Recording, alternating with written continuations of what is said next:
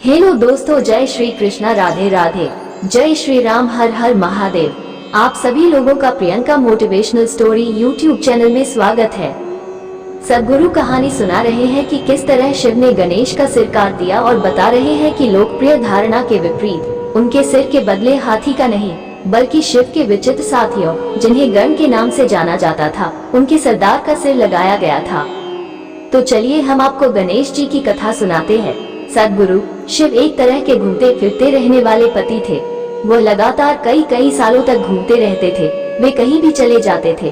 उन दिनों कोई सेल फोन और ईमेल नहीं हुआ करते थे, इसलिए जब वह जाते थे तो पार्वती का उनके कोई संपर्क नहीं रहता था और वह काफी अकेलापन महसूस करती थी।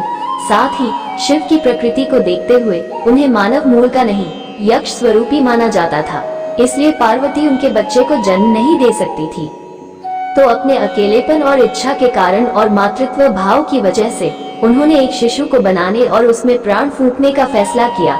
उन्होंने अपनी एक चीज ली, अपने शरीर पर लगे चंदन के लेप को तेल के साथ मिलाकर एक शिशु का रूप दिया और उसमें जीवन डाल दिया।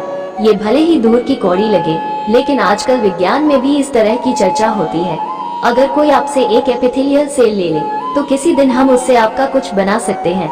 पार्वती ने उसमें प्राण फूंक दिए और एक बच्चे ने जन्म ले लिया।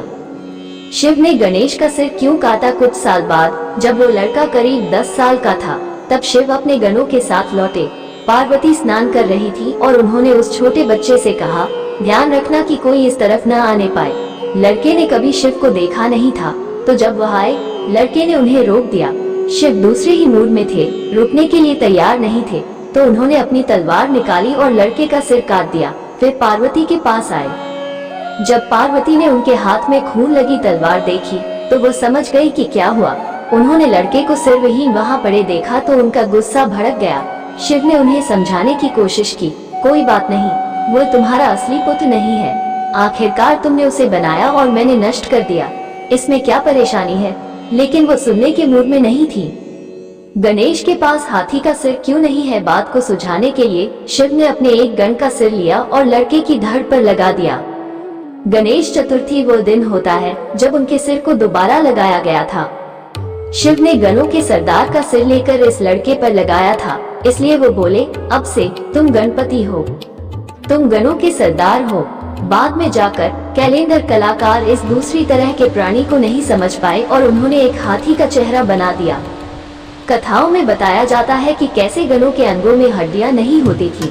इस संस्कृति में हड्डियों के बिना किसी अंग का अर्थ हाथी की सूंड से लगाया जाता है, इसलिए कलाकारों ने हाथी का सिर बना दिया।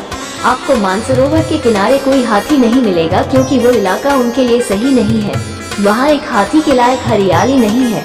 शिव हाथियों को काटने नहीं गए होंगे, इसलिए गणेश के कई नाम हैं, गणेश, गणपति, विनायक, लेकिन उनका नाम गजपति नहीं है। गण शिव के साथी थे। हम नहीं जानते कि वे कहां से आए थे, लेकिन आमतौर पर कहानियों में उन्हें ऐसे प्राणियों के रूप में दिखाया जाता है जो इस लोक के नहीं थे। उस जीवन की बनावट इस जीवन से बहुत अलग है जिसे हम जानते हैं। आजकल आधुनिक बायोलॉजी साफ साफ कहती है कि एक कोशिका वाले जानवर से जीवन के सभी जटिल रूपों और मनुष्य की रचना हुई, लेकिन जीवन की मूलभूत प्रकृति वही है, उसमें बदलाव नहीं हुआ है, वो सिर्फ और जटिल होती जाती है। लेकिन गणों के जीवन का बनावट हमारे जैसी नहीं थी। वे धरती पर नहीं बने थे और उनके अंग बिना हड्डियों के थे। अगर आप अपने शरीर को अलग अलग तरीके से इस्तेमाल करना चाहें, अगर आप आसन करते हैं तो आप सोचते हैं कि काश आपके शरीर में हड्डियां न होती। मैंने 11 साल की उम्र से योग करना शुरू कर दिया था, इसलिए जब मैंने 25 साल की उम्र में हठ योग सिखाया तो लोगों ने मुझे देखकर कहा, अरे तुम्हारे शरीर में तो हड्डियां ही नहीं है, तुम हड्डी रहित हो। ये हर योगी का सपना होता है कि एक दिन उसके अंगों में हड्डियां नहीं होंगे ताकि वो जो चाहे वो आसन कर सके। गोल मटोल विद्वान हजारों सालों से गणेश चतुर्थी मनाई जा रही है और गणपति सबसे लोकप्रिय और भारत से सबसे ज्यादा बाहर जाने वाले देवता बन गए हैं। वो बहुत लचीले हैं, वो कई रूप और मुद्राएं अपना सकते हैं, वो शिक्षा के देवता भी हैं, वो एक बड़े विद्वान थे। गणपति को हमेशा एक किताब और कलम के साथ दिखाया जाता है जो उनकी विद्वता को दर्शाता है। उनकी विद्वता और बुद्धि आम इंसानों की क्षमता से परे थी और उन्हें भोजन बहुत पसंद था। आमतौर पर अगर किसी को विद्वान दिखना है तो वो दुबला पतला होना पसंद करता है, लेकिन ये खाते पीते गोल मटोल विद्वान थे। इस दिन आमतौर पर लोग मानते हैं कि आपको बस अच्छा खाना चाहिए। लोगों ने सिर्फ उनका मोटा पेट देखा, लेकिन नए सिर में उससे बड़े दिमाग को नजरअंदाज कर दिया। वो सबसे महत्वपूर्ण है। उनका पेट बाद में मोटा हुआ। शायद इतने बड़े सिर के साथ उनका चलने का मन नहीं करता था, लेकिन महत्वपूर्ण यह है कि उनकी बुद्धि बढ़ती रही। तो ये दिन सिर्फ खाने का नहीं है। इस दिन आपको अपनी बुद्धि को बढ़ाना चाहिए, पेट को नहीं।